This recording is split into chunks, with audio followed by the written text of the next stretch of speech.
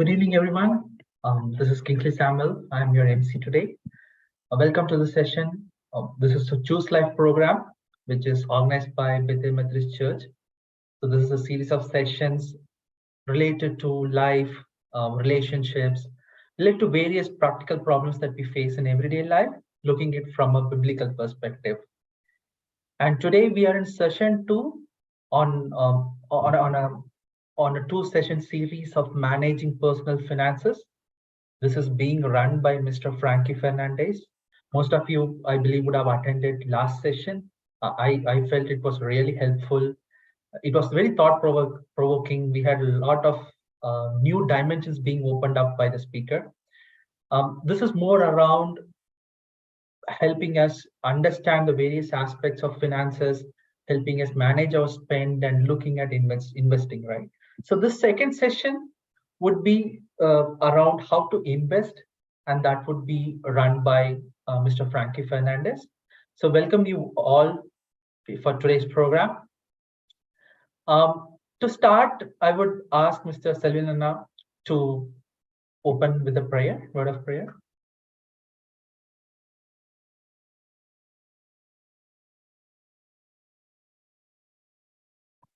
Mr. Selvinana or Mr. Rajkumarana?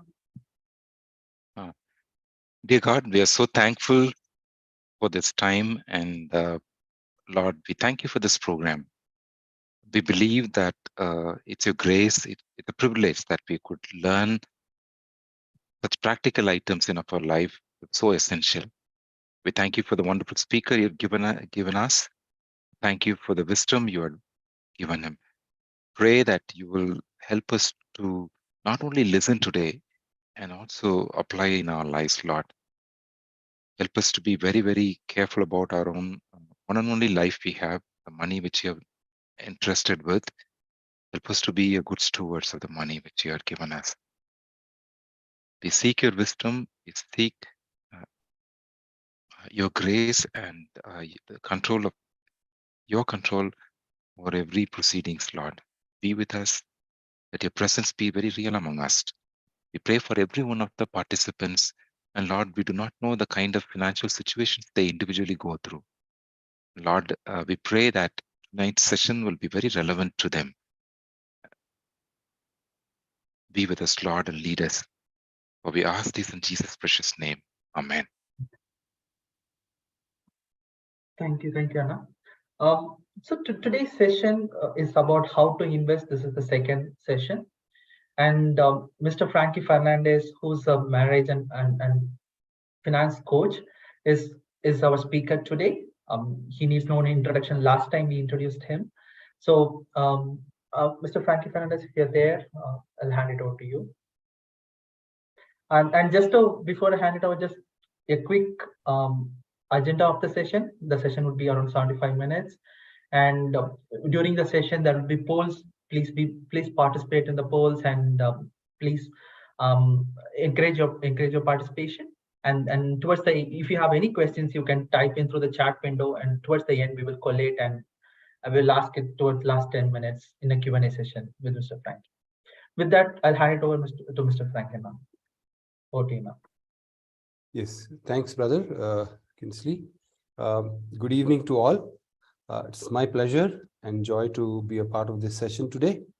I wonder how many of you understood last session, and how many of you have really changed the way you think about money and have implemented the things that was taught here.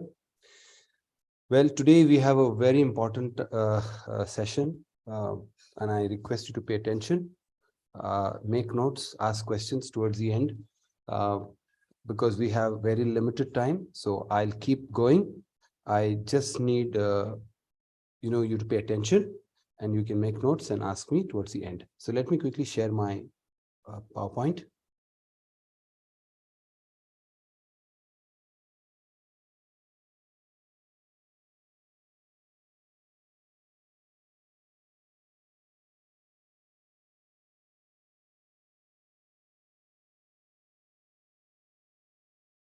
Yeah. Are you able to see this? Yeah. Okay, sure. So let's get started. So a quick recap of last session. I wish I could ask you and wait for your response, but we don't have time. But if there's anybody who would like to quickly tell in the next 15 seconds, I'll appreciate. What did we do last time? What do you remember of last time? Quick. Anyone? Don't worry, nothing is, you're not right or wrong. Whatever you remember. Yeah, Okay. you said various truths. You shared some interesting truths Okay. on how to look at money. Okay. What else? Anything very striking for you? Something new that you remember? We are managers of money Okay. rather than owners. So that was the first truth that he shared. Okay. Okay. So because of want of time, we will quickly. So this is we also talked about. Yeah, we talked about we are stewards. We are not owners. And then we talked about making a list of the financial goals, retirement goals, education, and marriage, and etc. All those goals. Determine the requirement by adding inflation to the current cost. Right? You have that in the future. So because of inflation, it increases the cost that we're talking about. Then we talked about how do we determine what is our monthly savings, and all this was done in the Excel sheet, if you remember. And then we talked about how to adjust our expenses as required to reach the goal. And finally, we talked about spending, loans, credit card, etc. Right? So this was the recap of last session. I hope you understood and have tried to, okay. So there is this quiz. It should have come one by one, but that's fine. What is the first? Setting aside money and saving for the future is not right. It shows lack of faith in God. You can either post your answers or you can unmute and tell quickly. Setting aside money and saving for the future is not right. It shows lack of faith in God. What do you say? Yes? False. Okay. Savings and investments are not the same. They are often used interchangeably. True, false? True. Okay. Investing in stock markets or mutual funds are good investment options for believers. What do you say? Yes. True. Okay. Anybody else? Okay. Believers should exercise faith and invest, not think too much about investment options. It is God who makes money grow. True. False. Okay. So there are different answers. Okay, we'll see. There are different investment options, obviously. Life insurance are not for believers. It shows lack of faith in God's provision. False. False. Okay. So you all agree, at least few of you. We should keep aside money and invest to use it for unexpected hospitalization and other expenses. True. True. Okay. Okay, so we move on. So usually I spend a lot of time on this, but I'll just quickly share what are the different types of investors, and you could be one of them. There are suspicious investors who very suspicious, very careful, don't want to invest. They're very careful. Ignorant investors are those who do not know anything. They all depend on others for telling them what to do. So they will also blame others if the investments don't do well. Then there are limited knowledge investors, which means they are investors who have limited knowledge. They know one or two things and they don't want to believe anything else. Then there are irrational investors who want to trade, who want to make quick money, right? And then finally, there are prudent investors. And I believe we all need to become prudent investors, right? And that is what this session is about today. Let's quickly look at a case study. Samuel, 30 years old. Maybe one of you can read it so that we are engaged. One of you who has not spoken till now. Yes.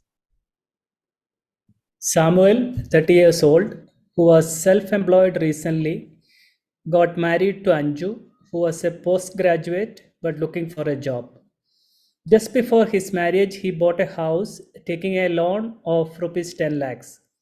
6 months in the marriage, he was diagnosed with a life-threatening disease, and Anju was expecting their first baby.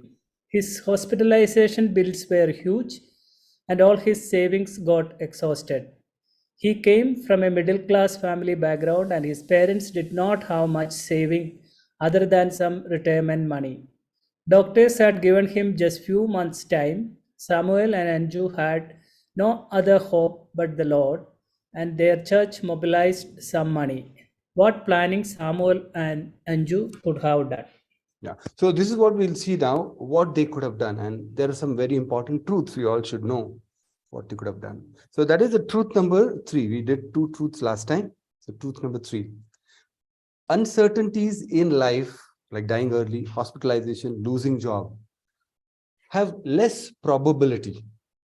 That means the probability is not high, right? Only when you are very old, the probability of dying is high. But when you are young, the probability is low, but it is still there. But the magnitude of the consequences are high, right? The magnitude. That means if it happens, the consequences are high. And we have seen this during COVID, right? 2021 especially. So the truth is emergencies in life are uncertain, but preparation for emergencies should be certain. Please make note of these truths, write them down. So today, now we'll do the risk planning. That is the first thing which I would like to do, risk planning. Term insurance, the only life insurance you will ever need. You should not have any other insurance schemes, any other. No endowment, no ULIPs, actually speaking. Because they are a combination of investment and insurance. But term insurance is pure insurance, the way you have for your car, right? It's a term insurance. The money that you give, you don't get it back, but it gives you a huge cover. For example, insurance cover of 1 crore for a 30-year-old male non-smoker with no pre-existing diseases is just 11,400, 30 years of age. Annual premium. And it covers you for 1 crore, which means anything were to happen to you, your family will get 1 crore. That means if you die, your family will get 1 crore. So that is what is a term insurance, and we all should have. So what are the features? Low premium for a fixed period, maybe 30 years, 35 years, whatever. Family gets the life cover benefits. And if the policy holder survives, there is no benefit. How much should be the cover? 10 to 15 times of annual essential expenses, right? Younger you are, higher the multiple, right? 10 to 15. If you're very young, make it 15, because you are young and there are many number of years that your dependents have to use that money. Loans, if they have loans, add the loans, add the children's education, spouse retirement, all that if you add, that is your insurance cover. And earlier, the better, you get at much less premium, right? Then health insurance. Now, first we saw term insurance. Risk planning includes term insurance. It's not just about making money, but also ensuring that anything happens. There is a risk, right? There's an uncertainty in our life. Second is health insurance. And ideally, we should have a family floater. That means 3, 4, 5 lakhs insurance, which all the family members can use. So what are the features? You must have one floater health insurance plan for your family. Most have one from the company they work with, but it is good to have one more additional for 2 reasons.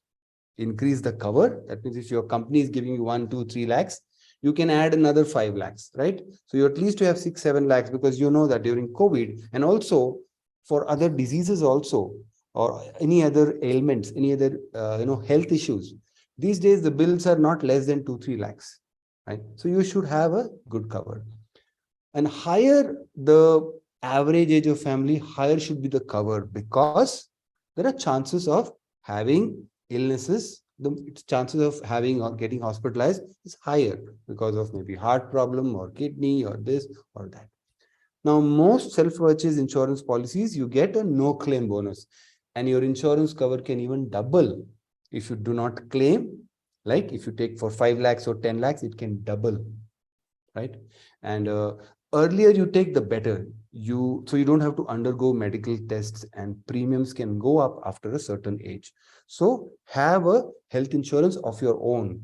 Even if your company have one of your own, because it's always useful. Because if you're lost your job, what do? If you get hospitalized, or if you switch your jobs, maybe you've taken 1 week off, what happens if you fall sick or you're hospitalized? You have to give your own money, right? So it's good to have a insurance cover. That is the number two. The third in risk planning comes emergency fund.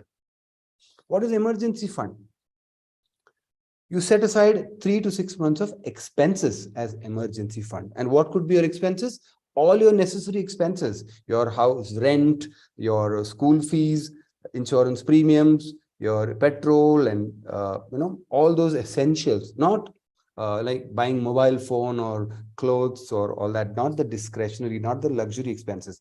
We're talking about the essential expenses. So you should have 3 to 6 months of expenses as emergency fund. How helpful it is? It is emergency situations can happen anytime in life. Job loss, unexpected major house repairs, right? Medical emergency, which is not covered in the health insurance. Unplanned travel expenses. Suddenly, somebody falls sick, or my father died suddenly, and we all had to fly for the funeral.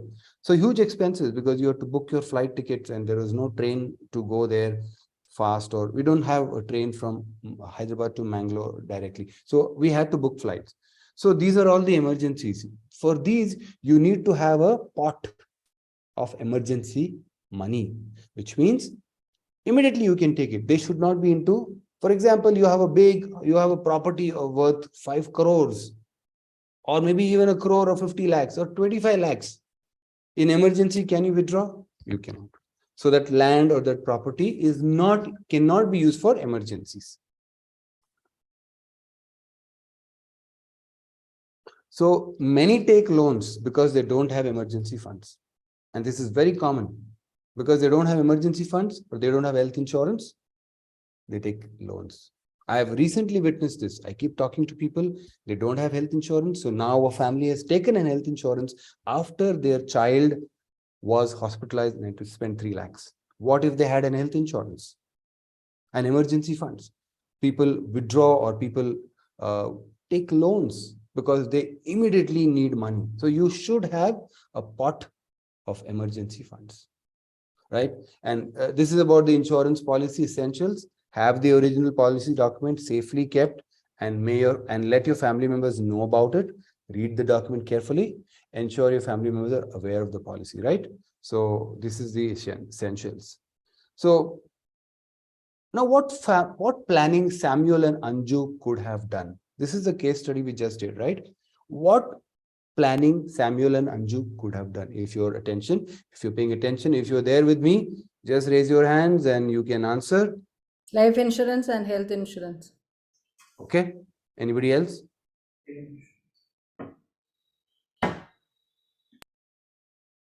Yes? Correct. Thanks. So Samuel should have purchased a life insurance policy, so his family after him have some financial assistance, right? He should have purchased a health insurance policy so that some of his hospitalization expenses would have been taken care, right? And he should have had an emergency fund and could have withdrawn from there instead of from his savings, which could have been used by his family later, right? So he should have had all these three. So I wonder how many of you have, right? So what are the basic risk planning in life that we all must do? What are the three things? What are the three things? Term insurance, health insurance, emergency fund. Okay. So I'll be happy to hear others also who can answer. Okay. If you stay quiet, I feel that you're not participating, you're not listening, because I can't see your videos, right? So I want you to answer, right? Okay. So these three things should be there for all of us, right? All of us. So let us run a quick poll. I have just put 2 here, right?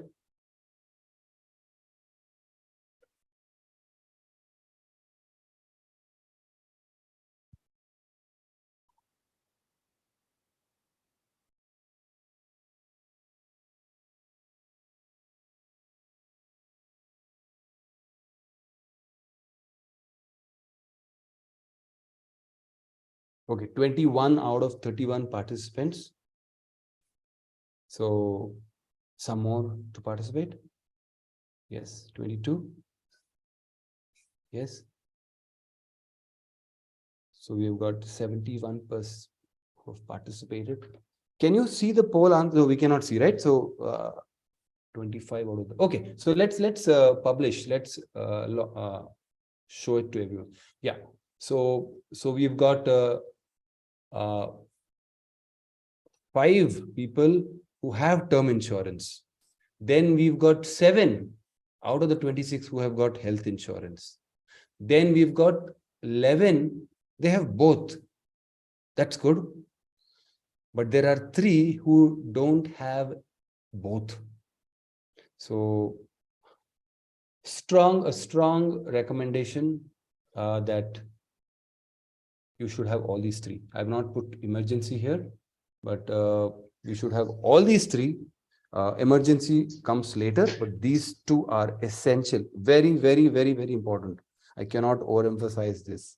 Please, if you have married, if you have children, all the more. If you are married, yes, you should have a term insurance. And if you think that your parents are dependent on you, you're not married, parents are dependent on you, and anything were to happen to you, they could be in trouble.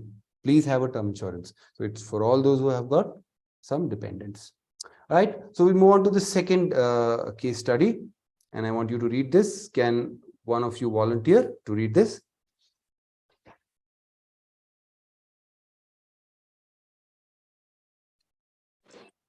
Ramesh, 34 years, and Sarita, 32 years, married for 5 years, have a 4-year-old son. He is the only working member in the home. He has a net salary of rupees 30,000 and essential monthly expenses of around rupees 15,000. Rent, travel, school fees, grocery, etc. They give around rupees 4,000 in tithes or offerings. They have saved rupees 18,000 in their savings bank account. They have rupees 2 lakhs in bank FD and gold worth rupees 2 lakhs. Ramesh and Sarita have decided to buy a 2-wheeler and a house and have been discussing this matter. In their 5 years of marriage, they haven't been on a vacation, so have also been planning a vacation. Last Sunday in church, they overheard a discussion on retirement planning and children's education. They both became concerned and wondered if they will have enough savings. Right. So thank you, brother. So what would you advise Ramesh and Sarita?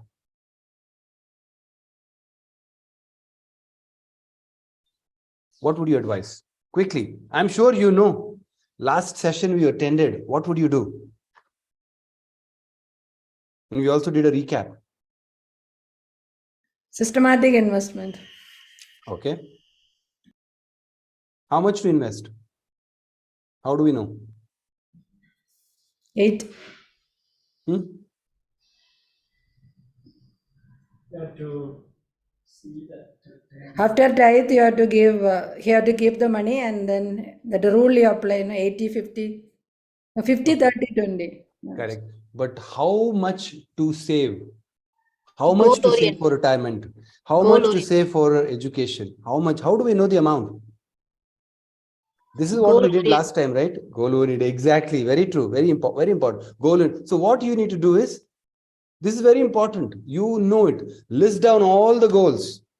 Find out the required funds using the goal calculator, right? We had the goal calculator. We entered the numbers. Only then you will know, right? Remember Joseph's story? Joseph knew how many years there will be famine.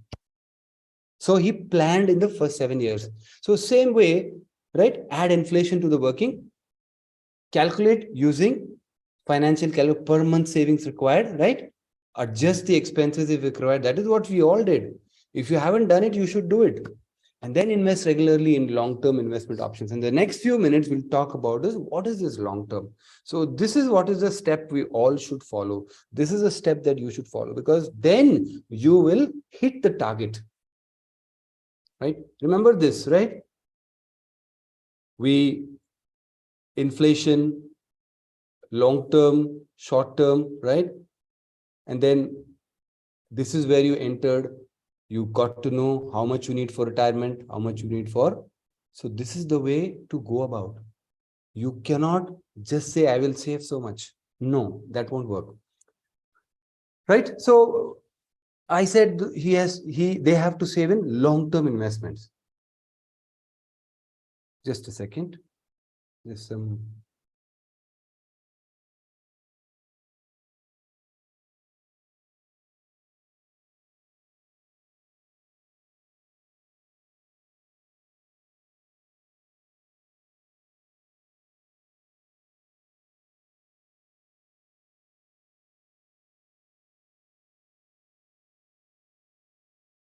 Okay, so savings is setting aside money which can be used immediately. This is very liquid, which does not earn high returns. Investments, on the other hand, is setting aside money for long term. Remember this word, long term financial goals which earn high returns. Making a choice between either saving or investment will depend on your goals for the money and your risk tolerance, right? So a quick summary of what is savings, what is investments, and it is very, very important for us. It's shorter, longer, liquidity, high liquidity, especially in your savings account. That is liquid, that is savings. Investments is FDs and others, land, stock. There is a penalty for withdrawing quickly. Risk, they are very low risk savings, but investments is high risk, right? Returns, they give low return savings, but investments give high returns. But why do we still do investments? And we'll see that. And very important for us. This is the truth number 4. Can savings help you reach your goals? No.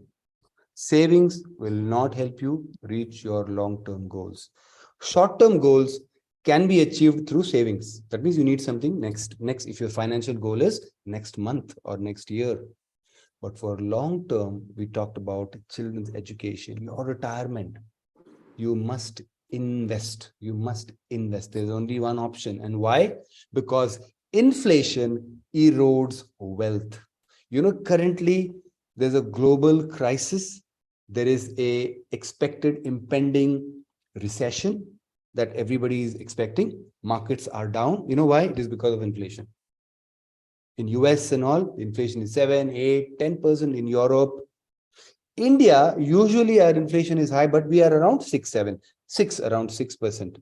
But we should be coming down to 3 to 4%. That is the target. A little inflation is good, but more inflation is not good. And if you have more inflation, it erodes your wealth. So it is very important. So invest to beat inflation for long-term financial goals. Invest to beat inflation. That is the word.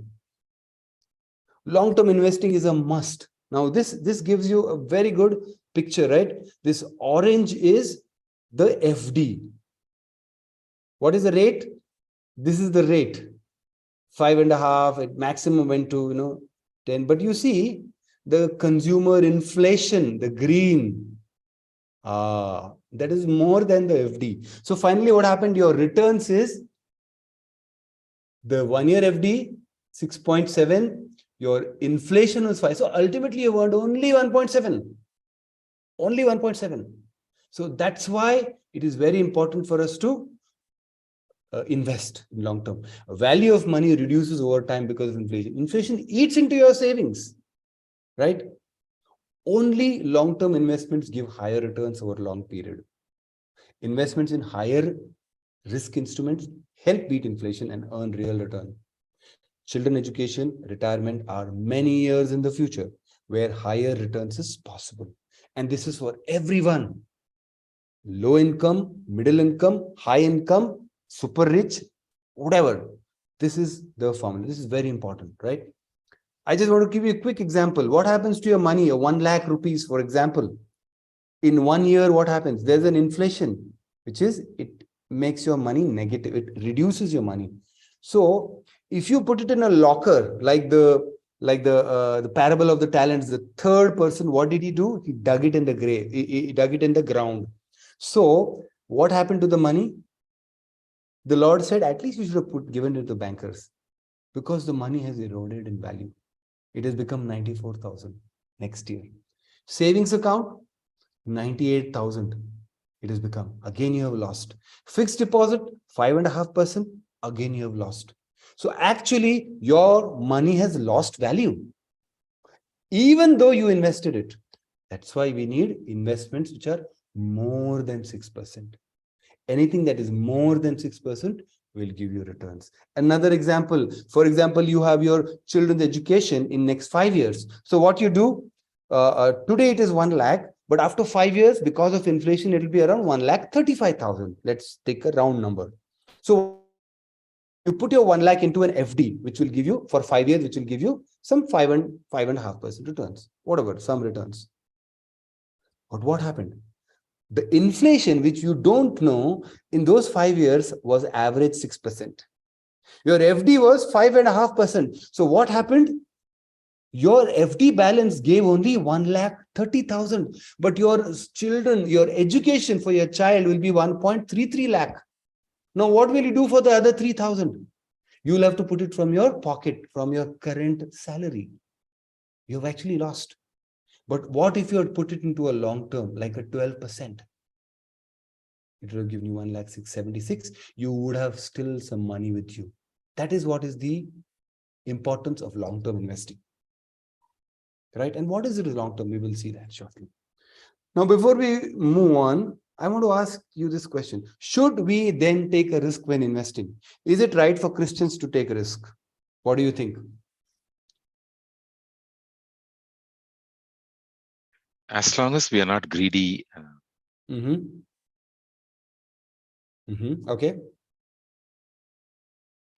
It's good to take informed risk. Okay, correct. Very true. And I think we take risk every day in our life, right? Little risk here and there.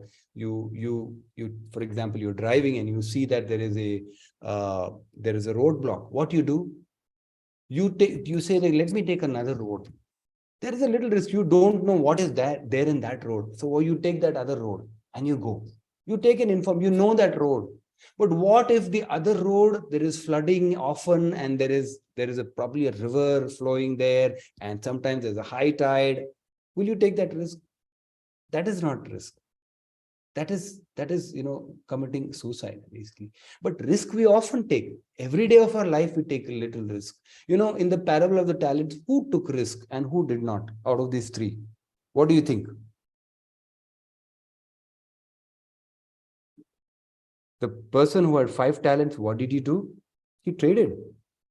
How did he multiply the wealth from 5 talents to another 5 talents? The other person also did something. So the one who did not take any risk was the one who dug in the ground. Right? So before you talk about risk, whose money are we investing? What do you think? Whose money are we investing? God's money. God's money. Very true. So all that we are now doing, last time we did, today, it's God's money. Who are we investing this money for? It is God's money we are investing. So it is, somebody said, right? Some brother said, greed. Yeah. It is not greed or fear that should drive us to take the risk, but the sense of responsibility as stewards. As long as you know what is that risk, you should. A lot of our missionaries, all our missionaries took risk, right? They went into foreign land. They didn't know. They took risk for their life. They took risk for maybe the money that would come in. There are many who, risk is very important in Christian life. We want to be productive. If you want to really honor God and be a good steward, there is a little amount of risk you all have to take. And even in our wealth building, we need to take that risk. And these are all the long-term investment products. I won't go into detail. For example, the stock market, we'll talk a little bit about that. Equity mutual funds, NPS, National Pension Scheme, Provident Fund, Senior Citizens, Pradhan Mantri Yojana, real estate, gold, sovereign bond. These are all which are long-term. If you see their returns are above 7-8%. They're all above bank interest. They're all above fixed deposit. This is what we need to do, right? There is a downside for it because there is a risk. You need to stay locked in. Sometimes you can't take out your money, right? For example, stock market or mutual funds. At least be there minimum 5 years to see some returns. What's a mutual fund? I'm sure most of you know, but for those of you who do not know, basically all the investors give their money. It's a pooled investment, right? All the money, each of them, for example, 50,000, 10,000, 1,000, 5,000, a lakh, 20 lakh, all of them give their money to the fund manager. Fund manager is a company. What they do, they invest in securities in the stock market, okay? And that gives the returns and that is given back to the investors. That is a mutual fund. And what's a stock market? Stock market is a place where mutual funds invest, but you also can directly invest. What's a stock market? In simple words, investing in stock market is investing in the business of a company, right? Infosys, HDFC Bank, or TCS, right? All these companies, you become a part owner of these companies. And if the company does well, your shares will also do well. It is like a business. You are investing in the business. You get a small share of that business. So it's not gambling. What we are talking about is a stock market. There are people who gamble. There are people who trade on a day-to-day basis. They try to take the price difference. But that is not what I'm talking about. I'm talking about stock market. If you have your own business, what would you do? Would you put your money and take out the money next day? No. You'll keep your money invested till your money grows and you get profits out of that. And you'll stay invested in your company for as long as you want, right? And that is what is stock market investing, right? You see, this is a journey of stock market. I joined the industry around 1993. That time it was around 2000, 3000. Now it is 60,000. It has only gone up. Were there downs? Yes, it is risky. In the short term, it is risky. See, it goes down here, goes down, goes down. But if you look at it overall, it keeps going up. And there is a logic why it keeps going up, right? Because there is some inflation, because there is consumption, people buy goods, people, right? You have to buy you have to buy your necessity goods, you have to buy clothes, you have to buy things. All that, all those companies are all listed here. Now, these are the mutual fund returns, right? These are the, I'm not advertising these. I've just pulled it from the internet and I'm just showing you. So see their returns from launch, 19%, 18%, 13%, 20%, right? These are the actual returns that these mutual funds have given, right? Long term. You have to stay long. See, in the first year, they're negative. 2 years, you see some positive. 3 years, right? As you keep going, you see there are more returns. There is this mutual fund which is compared to PPF. Now, same amount invested in PPF, the same number of same year, and you see the PPF has given you 8% compounded returns, compounded, which has become 47 lakhs. 18 lakhs has become 47 lakhs, but a mutual fund 18 lakhs has become 3 crore. Of course, this is the past. You cannot say that even in the future it will give you 22% returns. It may give you 15% returns, but generally 10 to 12%, 12% returns you do get from mutual funds. Now, 3 important things you need to consider while saving and investing. It is safety, liquidity, and return. It should be safe. That's why mutual funds or stock markets or bank FDs or we talked about NPS, EPF, PPF, they're all safe. Liquidity means you should be able to take out your money when you want it. And returns are, it gives you returns. That means your principal earns you money. And these are some of the good, bad, ugly. Usually this is my opinion that chit funds, ULIPs, they are not good investment choices. Bank FDs, liquid funds, PPF, government, mutual funds, stock, they are good investments. Whose money are we investing? We are investing God's money. Now we have a quick poll question.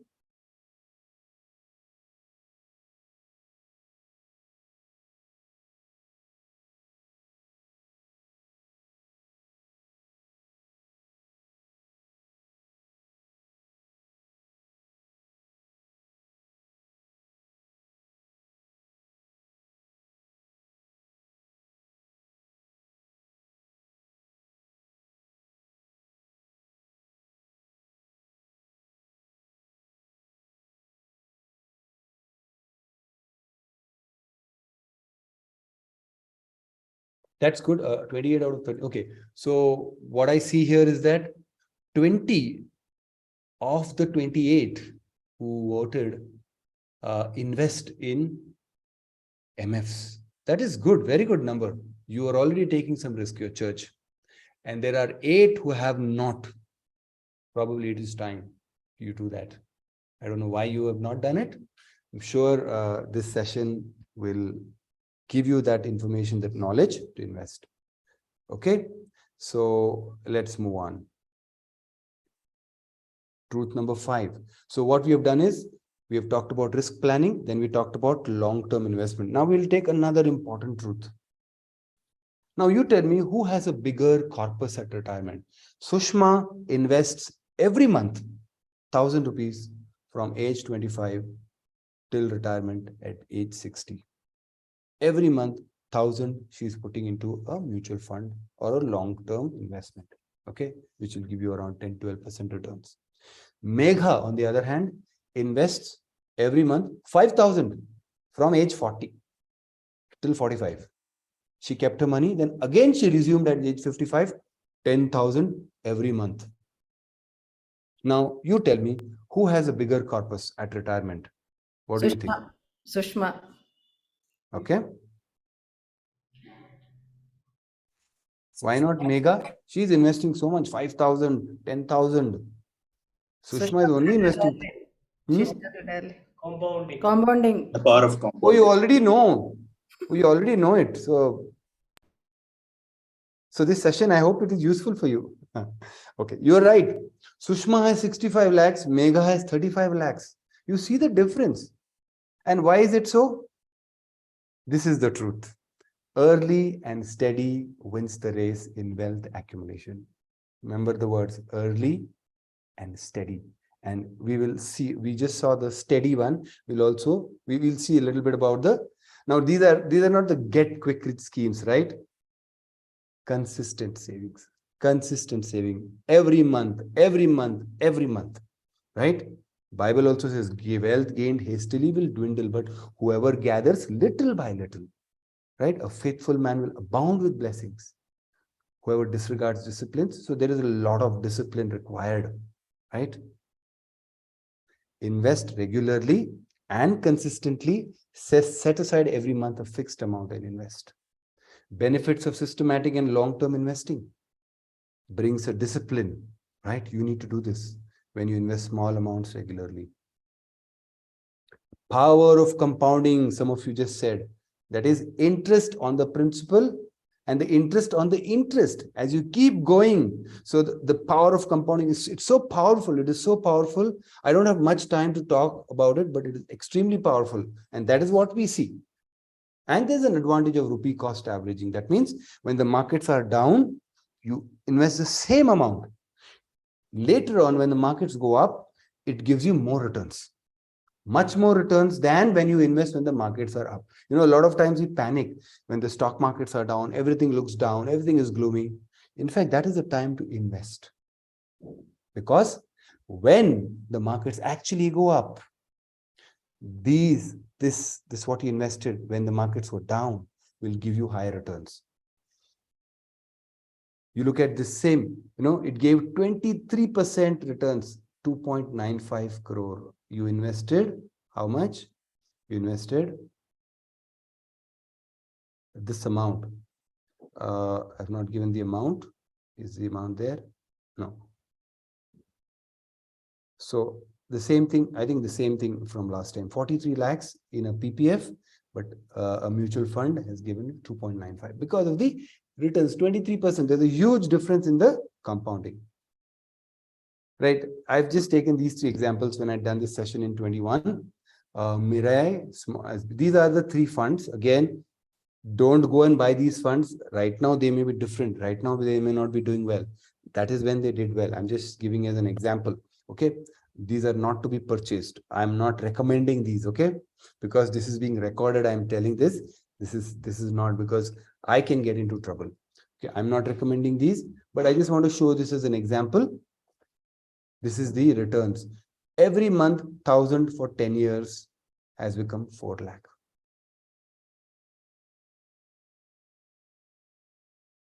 Which part of the fruit of the Spirit we need here? What do you think? Patience. One more. Correct. Patience is right. Self-control. Self-control comes in this spending, right? You need self-control. Yes, you also need, especially if you're trading and you're, chasing returns, you need self-control. But this is, but I believe faithfulness. You need to be faithfully investing, faithfully and being patient, right? This is the last poll of the day. Do you invest monthly?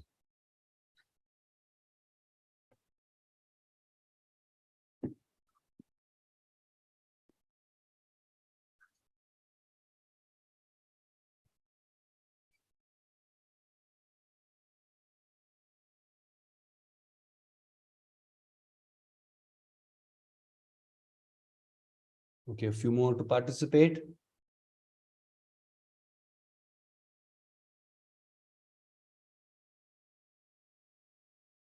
Okay, 26 have participated. A couple of few more out of 39. Okay, we can end the poll. So there are 16 of you who are investing monthly, and I must congratulate you. You're doing a great job. You will indeed be blessed. 5 out of 27, you are investing once in a while. But there are 6 of them. See, I don't know. These are all anonymous. So don't feel shy to do the voting. These are anonymous. We don't know who's doing it, right? And you don't. 6 of you do not invest at all. And I think that's a dangerous thing. You should, after this session, you have no excuse. Okay. Start investing early. There is a cost for the delay. So what we just talked about is consistent savings. But start investing early. There is a cost for the delay. Why cost of delay is so costly? That is because of compounding interest. The compounding interest, not only regular savings, yes, compounding helps. But early if you save, that is what earns. Let me give you an example, a real life example. A house purchased for 3 lakhs, okay, in 1985. Today, the value is around 1.6 crore. What is the rate of compounding returns you think? Do you think it's a good deal? 1.6 crore. Is it a good number? You're skeptical, right? Because I'm asking you this question. But tell me, what do you feel? A lot of us have properties. Some have small properties, some have big. I know some don't have any property. So is it a good number, 1.6 crore? Yes. Okay. But we cannot sell the house, no, we have to live. No. Just imagine if you have to sell it. This is your property which you bought and you have to sell it. Yeah, then it's good. Good. Okay. What is the rate of return do you think it would have given you? 3 lakhs has become 1.6 crore. How much? 5%. 5. No. 5, and then you should have put your money into a savings account or FD. Not 5. Only 5. Not 5. A land will give only so much. So many of us invest in property, right? There is so much of chasing of properties and properties people buy, right? Even Christians buy property, right? Even Christians invest, no? You take risk, you buy. What do you think this would have given? In fact, you can, if you know how to compound, find out the compounding, you can actually find out. 1985 to 2023. How many years? 38 years. Anybody number? Somebody said 5. Can you give me a bigger number? 1.6 crore. Come on. Yes. So many of you invest in mutual fund stock markets. I'm sure you can give me a number. Okay. I can see in the chat somebody sent 10%. Okay. Good. So it is 10.84%. Is it a good number? Everybody invests in property, right? A lot of people, and this is in a metro city. Not because adjusting inflation, this will be not big. Yeah, it's not a big deal, no? So what if you had invested into a mutual fund? The same. See, the mutual fund, what returns they have given? I showed you, right? There are 21%, 25, 27, 28% returns. If you had invested this, your principal, only 3 lakh that day. On 1985, one day you invested 3 lakh. You could have got in a mutual fund or a stock market 30 crore. Even 30 crore you could have got. And even if an average mutual fund, poor performing mutual fund could have given you 5 or 8 crore. What does this tell you? And you may say, I didn't have 3 lakh that time. Did you have 3,000? If you had invested in 1990, just 3,000 kept aside into a mutual fund, today it would be 30 lakhs. And even more. So that is the power of compounding, and that is the power of investing in the right instruments. So what does this tell you? Does it tell you anything? What is the message you get from this? Come on. So many of you invest. First thing, it need not be very high. First thing, it need not be too high. The amount you invest need not be very high. Okay, very good. But needs to be consistent and early. Yeah, so this is 3,000 only once, okay? One day in 1990, you invested 3,000. Today, it could become anywhere between 10 to 30 lakhs.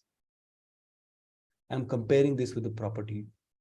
Many of us think they want to buy 1, 2, 3 flats. You take huge loans. If you are taking a loan and buying a property, it's sheer loss, especially the house that you're not living in. If you're buying another house, taking a loan, it's sheer loss. Poor management of money. Trust me. That is what the data tells. And why we are talking about long-term investing and consistent investing? Because we are now in the abundant years. After you retire, you have to live for 25 to 30 years, God willing, you may live. And you need a regular income. And that's why we are talking about this. Okay. So now we move on to the truth 6. So what we have done till now, what can we recap? What we have done till now? What we have learned today? Come on. We looked at risk planning. Correct. Very good. What are the various 3 instruments for that? And then second is long-term investments. Correct. Very true. Right. And then third, we talked about how we have to do consistent saving. Correct. Very true. Very good. And now we talked about how we should start early. Early. Very good. Very good. I'm sure those who have recollected this, those who are making notes, you will become a good steward if you apply these truths. Okay. Truth 6. The difference between Sam and Jim. Sam eats sweets and junk food often, and Jim eats salads and fruit. Sam doesn't take any supplements, and Jim takes calcium and D3 daily. Sam works 10 to 12 hours a day. Jim works 8 hours a day. Sam has never done a full body checkup. Jim does a checkup every year. What is the difference? Why they are so different?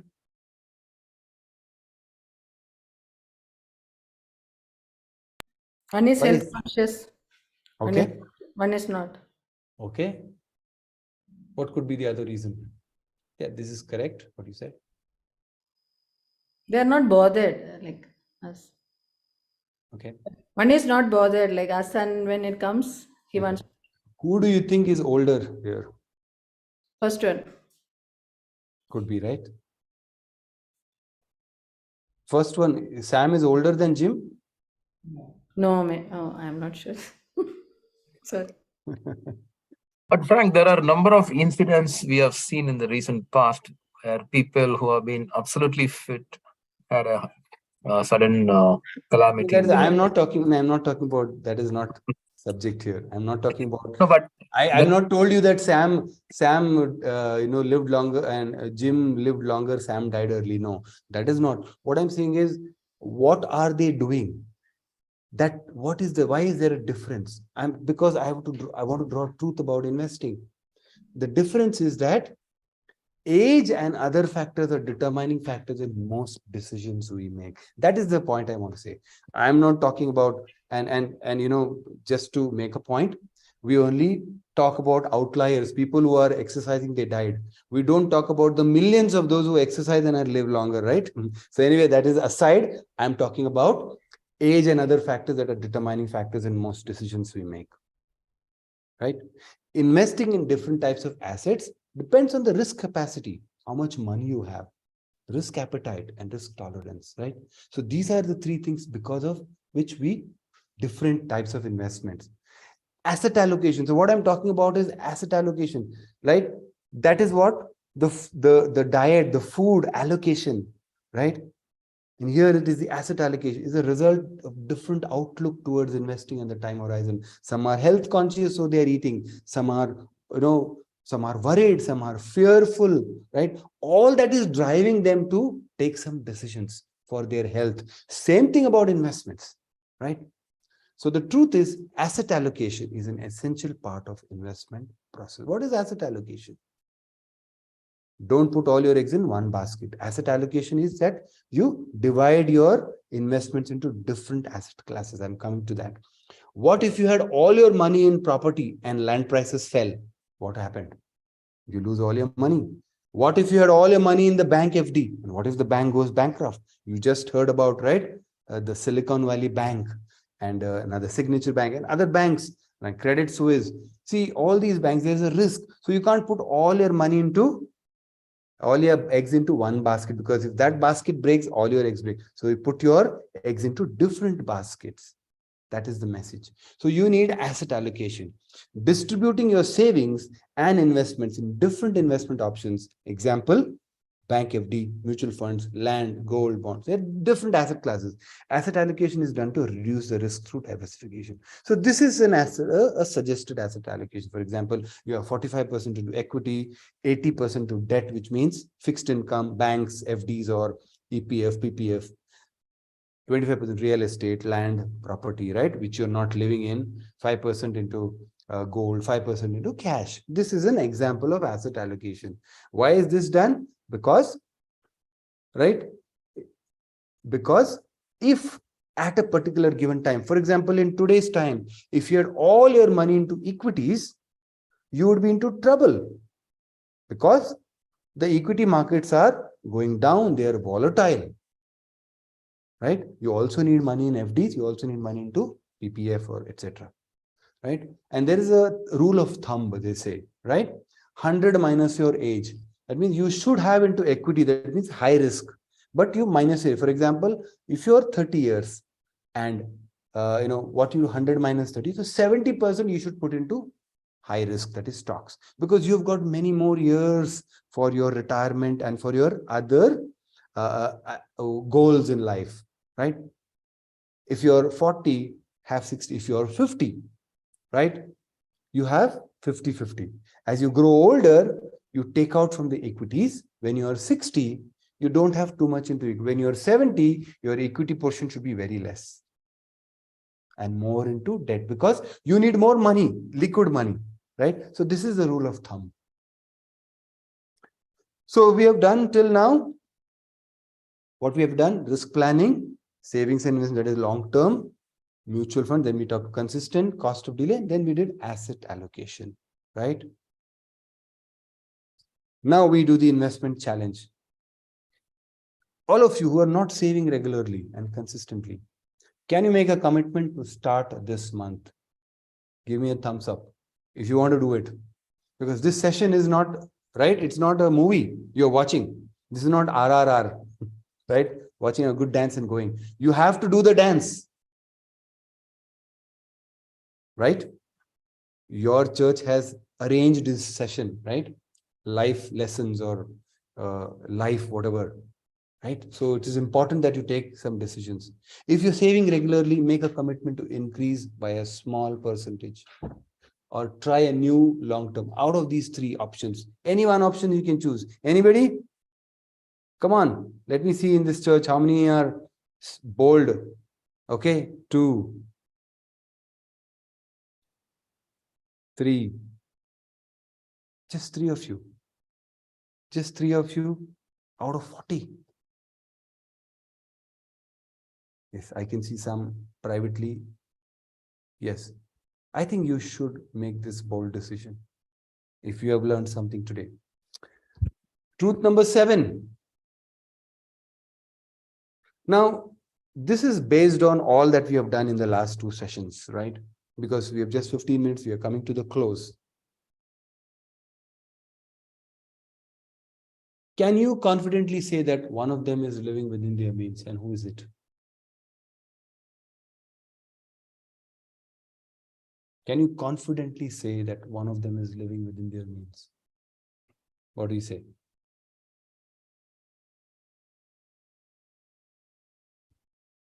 Yes? Samuel. Okay. And you can confidently tell? Yes, because he saves. Okay. Are you very sure? Is he saving the right amount? Amount is less. Exactly, that's what. So what is the truth I want to? Do you know how much you need in retirement, wedding? If you don't know, what are you doing? And this is the truth. Many save randomly without knowledge of their financial goals. And all these last 2 sessions, what we have taught, what I have taught you, what you have learned, you must know, you must plan how much you need for your retirement, how much you need for your children's education, how much you need for their marriage, how much you need for any other financial goal, right? So the truth, living within your means is not just spending less than you earn, but also not spending from your future financial goals. Samuel earns 50,000 and he's saving 10,000, right? But do you think, are you sure that he's not using his future money, his retirement money? We don't know. But unless, right? You know what I'm trying to tell you here is, how to reach your financial goal is more important than knowing your financial goal. Now you're all saving, right? A lot of you are saving. Are you sure that you're saving the right amount? Right? That is important. And that is what is that is the learning that we have had. And this is very important for you. Right? So we have come to a close of all the truths that I had to tell you. Right? We talked about, last time we talked 2 truths. This time we talked about 5 truths. Right? These are very important. Okay. Now just a quick recap. God is the only owner. We are stewards on earth who will be owners in eternity. Right? This is what we did. If we manage earthly wealth well, God will make us shareholders in eternity. Right? This is what we learned. One last truth I want to tell you, very important. A very important truth in creating and using wealth, especially after all these things. This is a disclaimer. Don't put your hope in wealth. The Lord says, command those who are rich in this present world not to be arrogant. Paul is writing to Timothy. Not to put their hope in wealth, but to put their hope in God. Then what are we doing all these things? Why are we discussing? Why are we having all this discussion? Right? Many Christians have subconsciously put their hope in worldly wealth. And this sea and the boat, why I'm sharing is, an analogy that if you are in your boat, if there's a shipwreck and you get into a boat to save your life, and it can hold only one person, that's your hope. If someone drowning asks you for that boat, will you give? You will not give, because that's your only hope. A lot of people in this world, even Christians, have subconsciously put their hope in wealth. All that we have been talking about is stewardship, how to manage money. This is not to give us a hope. Managing money and becoming a good steward is to please the master and trust him to provide our needs. It is God who provides our needs.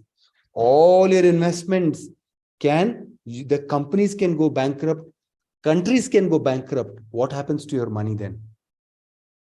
All this, what we are doing is to be good stewards. Not that it will provide for, God provides our needs. This is the point I want to drive to you. God provides our needs. All this, what we are doing is not to put our hope in that. Our hope is still in God. This is because we want to be good stewards. Yes. And there's another important truth. And this is what excellence in giving follows excellence in spending and saving. Why are we doing all these things? Because we want to be excellent in giving. We want to be excellent in giving. That is one important truth for us, right? So simple life, simple living. We talked about last time spending, right? If you are simple living, your spending will be less. Your giving will be more, right? And you will save enough. Godliness with contentment is great gain. All these investments we are talking about, all the long term we are talking about, it is to be good stewards so that finally we can give. We can give more. Aim for simple living. Your giving will go up, your spending will go down, and your savings will be just enough for this side of eternity. Increase your giving and saving and decrease your spending. This is a recommended percentage I want to share with you. When you are early in your 20s and 30s, right? Early before the 30s. This is how you can begin giving 15%. Right? 10%, we often say 10%, but Israelites gave more than 10%, right? They gave 23.33% or 24.33, right?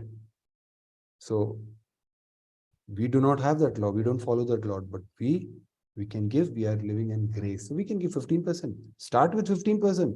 Try the Lord. Test the Lord. Save 15%. And the remaining is you can spend, right? Always do this. Try to do this. And as you grow, you can increase your giving. 15, 17, 20, 25. And even in your retirement, you can give. Why? Because of compounding, because you have saving 15, 16, 18, 22. It is going up. But remember, your giving has gone up more than your saving. And your essential spending begins with 50, 50, 45, 40. It comes down. A discretionary 20, 17, 17. Percentage-wise, it is going down. Absolute numbers could be high still, because that is what we have to, a lot of our money goes into spending, but the percentage can go down, right? This is over time, you can decrease your spending, increase your giving. This is what is the formula you can adopt. And I want to close. There are 2 slides only, 2 more slides, and I will close with this. This is a very good book called Treasure Principle. Please purchase it and read it. Wonderful. It's a small book. Small book. It's not a thick book or a big book. It's a small book. My daughter recently read, and she said it's really life-changing, transforming book. It talks about a dot and the line, right? He says the dot is the time we are living in, and the line is the eternity. So my question, and this is my question, he talks about the dot and line. I want to ask you, where will you invest your money? In time or in eternity? Where will you invest your money more? When you give, you are investing in eternity. And all that we talked about, stewardship and increasing your wealth, building your wealth, eventually, if you can give, that same worldly wealth will give you rewards in eternity. Wow, so wonderful, right? So this is the message with which I close. Let your investments in eternity exceed your investments in time. Be a good steward. God's money you are managing. Take risk. Invest in long term. You also, God gives for our enjoyment also. So all your goals you can take care. But eventually, gradually you are making a layer of money which you are giving. which you are giving, and you have a rich welcome in the kingdom of God. Right? Wouldn't it be wonderful? With this, I close. I hope I'm on time. I think I'm well on time. Yeah. Yes, Mr. Franky, this was well on time. Thank you so much for this wonderful session. Now, audience, we will open up for question and answer. I think some of you had already sent some questions to me. I'll start with those questions. Maybe we'll start with a couple of questions and open to the larger audience. Sure. They can chat and send through chat, and they can directly ask as well. So the one of the interesting question, the first question we got is, let's say if someone wants to fix their financial life from now, look at how they can manage. Now, which one should they prioritize? Should they have, let's say they have a lot of debts, and then you talked about long-term investments, right? So how should they go about it? Should they go on decreasing debts, prioritize decreasing debts first, loans first, or go with the investments? Yeah. So the first thing I would say is, whatever it is, first risk planning. Build an emergency fund gradually. Have a small emergency fund, maybe 10, 20,000. The reason for emergency fund is, in an emergency, you don't again take a new loan. Most of our loans people have taken because of emergency. Of course, they have taken it for other things also, for better lifestyle, etc. But first thing is, build your emergency fund. Parallelly, term insurance, very important. First thing, buy a term insurance, because anything happens to you, your family will not be into trouble. Especially if you have debt, they'll be in trouble because people will be after them. So the most important thing is term insurance, have an health insurance, and parallelly build your emergency fund. And then tackle your debt. Yes, I would strongly recommend, first get rid of your debt. If you can, a small part, for example, even 500 you can save and invest, if you can keep aside that. But your major portion of your disposable income should go into repaying debt. Reduce your spending drastically. Reduce your standard of living drastically, especially if you have loans. Bring down your standard of living, your spending.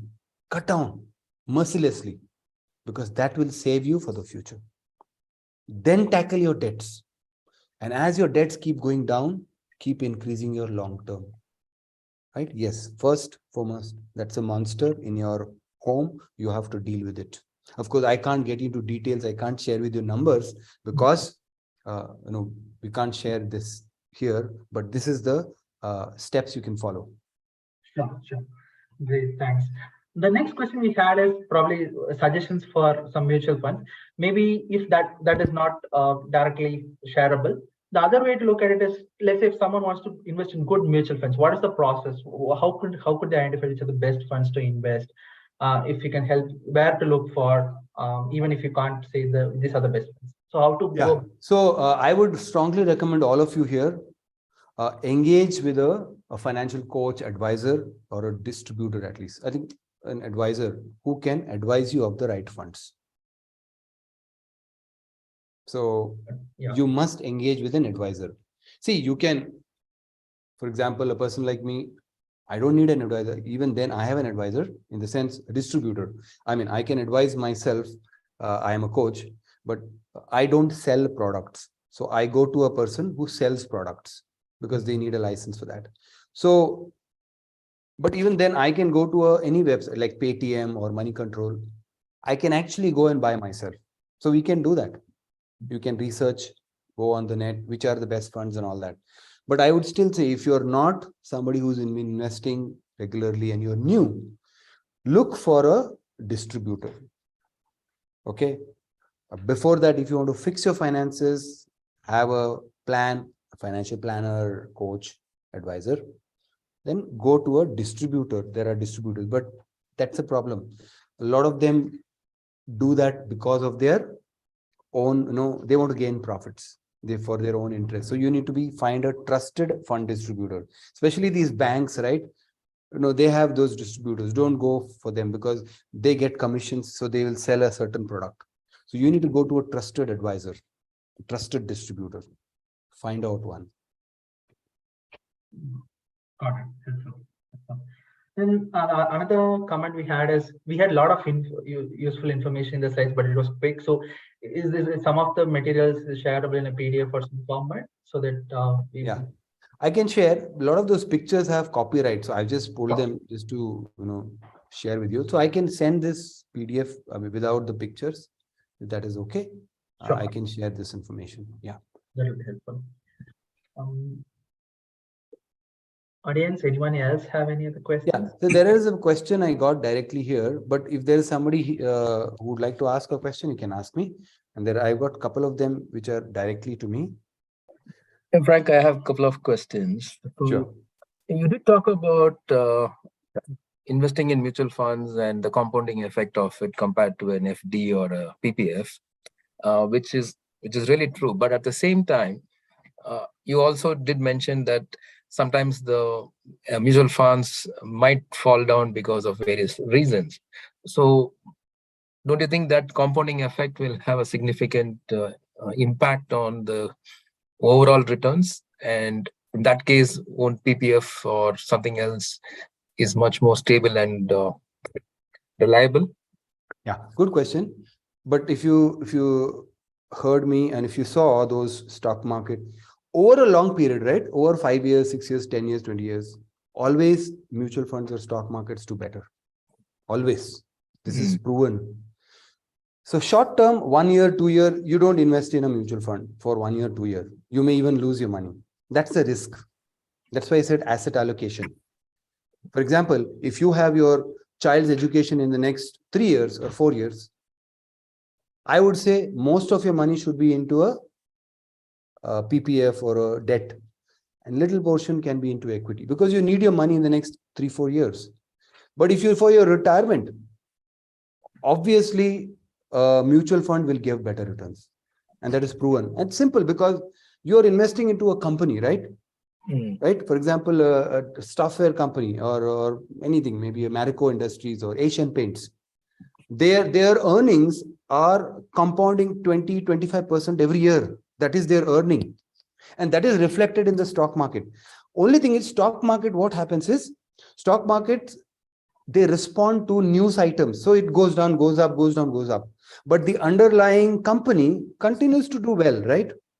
So over a long term, you will always find that a stock market or a mutual fund does better. Always. It is proven in the last century. I'm not saying in the future it will be the same, but most likely. Yeah. Couple of other questions. One is second one. Who suppose I'm living hand to mouth, and absolutely I don't have opportunities to go and even do a little bit of saving. How do I really come out of that situation? When you did talk about reducing unwanted expenses and things like that, I'm really looking at it from a hand-to-mouth situation where I'm living on the basics and I'm still struggling, and I want to do the investment, but I'm not able to do it. Is there any different way to look at this? Yeah. See, it's a good question. It's a valid question, very practical question. What I see is what I have seen is in my life, in whatever my interaction. It is not primarily because our salaries are low. Okay, hand to mouth. Yes, there are people whose salaries are low. That's why it's hand to mouth. But there is saving discipline can be done by anyone, even 100 rupees, 200 rupees. When you say hand to mouth, your company deducts your EPF, right? Yep. If that company had not deducted EPF, would you have been hand to mouth? Yes. Yes, you would have been hand to mouth. Now, they deducted. If they deducted 10% more, would you be hand to mouth or would you be in dire straits and hungry? You would be still hand to mouth. So, we are hand to mouth not primarily because of our salary. We are hand to mouth because of our expenses. If you decide that I want to save 5%, no matter what. You can. You will find way. And God has given us enough creativity. And I'm telling you, not as a philosophical answer or some impractical. I tell this with certainty because I've seen homes who they've not gone hungry, they have saved, but today they see the return. So not everybody will be hand to mouth. There are certain people who get good salaries right in the beginning, but they have their own problems to take care. People with high salaries also take huge loans, right? They are into debt. So it is money, it is the psychology, it is the behavior. It has a lot to do with your behavior and less to do with the math. People, children who live under homes, who live under families where there's a lot of spending, they also do the same thing. If they live in homes where they are taking debt, they also take debt. It is generational. It has got to do with your thinking. It has got to do with your attitude. So hand to mouth, I understand for a certain period you could be. I was hand to mouth some years back when we were young and married. Of course, I was having an EMI, etc. We were hand to mouth. And I would tell one thing, if really conditions are so terrible, we have a God who understands. You can pray and God can actually give you, if you're faithful, he may give you a good job and you can get a better salary. The problem is that the moment we get a better salary, higher salary, what happens? Spend more. Yes. So it's all in the mind. So there is nothing like this. And we have a God who's amazing God. So yeah, I know we can live above that. Yes. Yeah. I hope Yeah, absolutely. Another two questions. One is, see, we keep jumping jobs, right? Now, there's always a temptation to withdraw PF.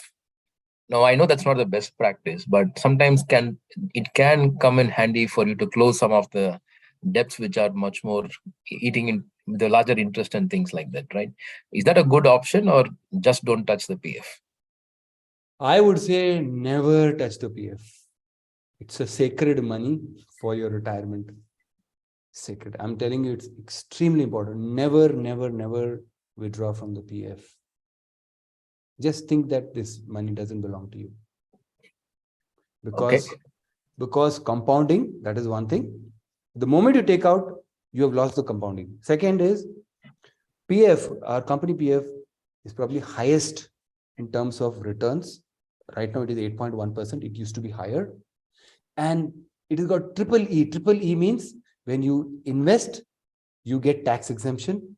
The interest that is generated is exempted. There are no taxes. And finally, when you withdraw, there are no taxes. No instrument in the world which can give you a safe and guaranteed by the government of India. There is no instrument safer than that. So never withdraw. I would tell here, everybody, never withdraw from the PF, however your situation is. Of course, there could be some exceptional, but I'm talking generally. Right. The last one is, it's more a philosophical question. Who will you term as a wealthy person? What are the criteria you may want to look at? Because we talked about people with hand to mouth and people who are able to save. So if you have to give a general definition that so-and-so can be termed as healthy, who will you term? So there is a book called, recently I heard of it. Morgan Housel, I think he's written a book, a good bestseller called Psychology of Money. I have not read it, but I know a lot about it. I would like to read it. You can read it. So what he says is that there is a difference between rich and wealthy. Rich is when, you see some people living in a big house, spending lots and have a big car, they are rich. But the wealth is when you are saving consistently, you are wealthy. Wealth is when you want your money, you have the freedom. You have the freedom to give whoever you want. You have the freedom to purchase what you want. You have the freedom to save where you want because you have been careful with your money. And that is wealth, really. And wealth, people talk about health is wealth and all. So wealth includes everything. See, for example, you have your retirement money, crores of rupees, but you are sick on dying on your bed. What is that wealth all about? No use. So wealth is where you're, holistically, not only money, mentally sound, when you're physically good, and you have enough money to withdraw when you want, and you have that freedom. So that is wealth. I would define it as. Thank you. Sure. I'll quickly answer a couple of questions here. Somebody was asking me, can gold be considered as emergency? I know people use gold as emergency, but it is not a good thing, because gold is actually an investment. It gives you returns, right? 6, 8, 10% also returns over a period. And in fact, when the markets are down, everything is down and gloomy, gold shines. So gold, of course, you know, people sell gold and you can immediately get your money, but it's not a emergency fund. Okay. It's you should not treat it as an emergency fund. Another question is it advisable to get the amount from ULIP after the lock-in period into some ELSS fund so I can gain tax exemption benefit as well? As I understand, ULIP will not give good returns. ULIP is for 15 years and first 5 years is locked. Now I'm in a 6.5 years. Can I take this? Yes, I think ULIPs are not good investments. You can always withdraw from the ULIP after it is, you know, you make it paid up. There is a time limit. It becomes paid up. You surrender and you can take that money. Yes, you can invest in an ELSS because ELSS is mutual fund. It has got 3 years lock-in period, which is good because you don't take out your money and then it will grow. ELSS is in a mutual fund. I agree with that. What is the best way gold investment? I would say the best way is that invest in these sovereign gold bonds, which the government, keeps coming up with. Recently also one closed. So sovereign gold bonds are good because they give you quarterly, I think 2.5% interest, which is annual interest. They'll give you quarterly some money. Plus at the end, I think the period, whatever the period is, I think 8 years, 10 years, whatever, I don't remember. Then I think 8 years, you get without any taxes on the returns. It's a very good investment. I am planning for long term. Long term mutual funds are the best. Do SIPs, which is systematic investment plan. Every month, even 500 you can invest. SIPs. Is investing in VPF a good option? That is the voluntary provident fund. Yes, it's a good option. But if you have already too much of PF, you can diversify it into equity. Yes, PF is always good. But, for example, in the earlier years, you have got very less PF, you can increase your PF. But you should also see what is the percentage, right? If you already have a lot of money, then I would rather recommend you to invest in mutual funds.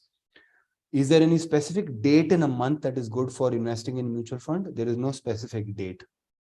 You can invest. There is no particular date. There are people who have done analysis. This is good, that is good, but don't look for that. There is no guarantee. So I would recommend, if, for example, if you want to invest some 10,000, invest in every week, maybe 2,500, 2,500, 2,500, 2,500, right? Every week. So that way your money is spread. Okay. So that is the way I would recommend. So any more questions? I think that's all. I got some direct questions. There is one question. Yeah. Is it a fair understanding that we shouldn't save for our children beyond their dependency on parents, say marriage, as inheritance to them?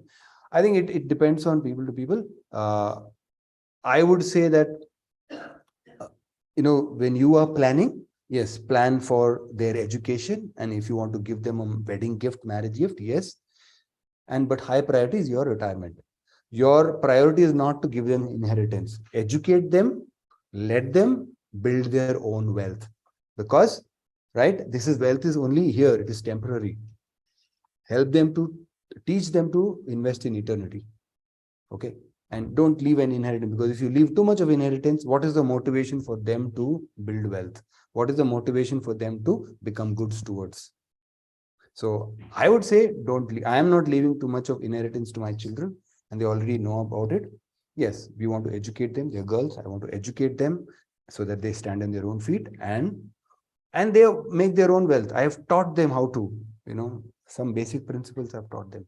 Can we park emergency fund in equity mutual fund? Absolutely no. Emergency is when tomorrow something happens, you need money.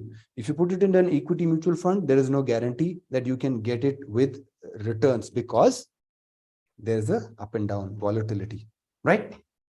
Okay. Any more questions? Somebody was asking a question. So if you have I already think we can posted take- that question. Yeah, we can take one last question. Someone has. Sure. Yeah. Any other question? Sorry, I didn't get you. Yeah. Anybody would like to ask a question? Please go ahead. Okay. I Great. think. Yeah. Okay, Yeah. I've got some question last. I think this is the last one. What is the best way to build emergency fund?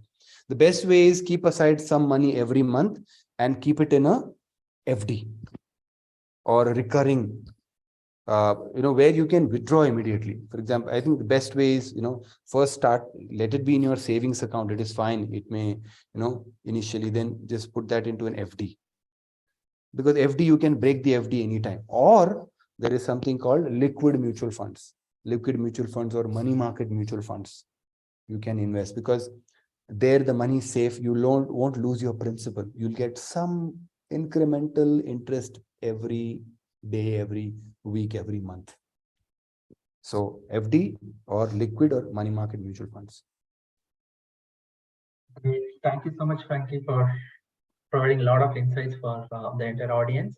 This was really helpful session over the last 2 sessions, and especially some of the key questions we had. You had helpful answers to help us navigate those problems, right? If you could pray and close, it would be great. Sure.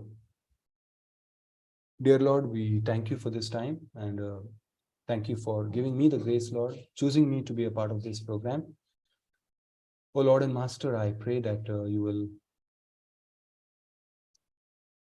give wisdom, grace, the intention, Lord, to all of us here in this room to make that decision, Lord, to be a good steward. Pray, Lord, that all that has been discussed, that each of the participants will go back and listen to this recording again, make notes, and take a step of faith and implement, Lord, all that is required. Especially pray for the young folks so that they will start this discipline of saving and investing, not just for this life, but also for the life to come. Pray, Lord, that all of us here will be investing in eternity, Lord. Give wherever we can, whenever we would like to, for the needs of the people right now, Lord. Thank you, Lord, once again for this opportunity.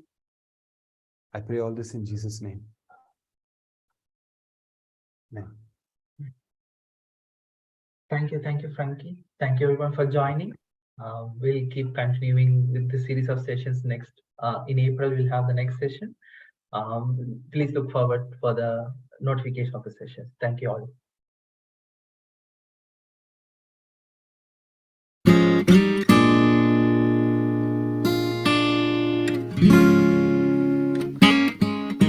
A choice is set before you now, living or dying, blessing or cursing. And now the time has come around to turn from your fighting and rest in His mercy. Choose life that you might live, the life that He gives you forever. Choose life the way that is true.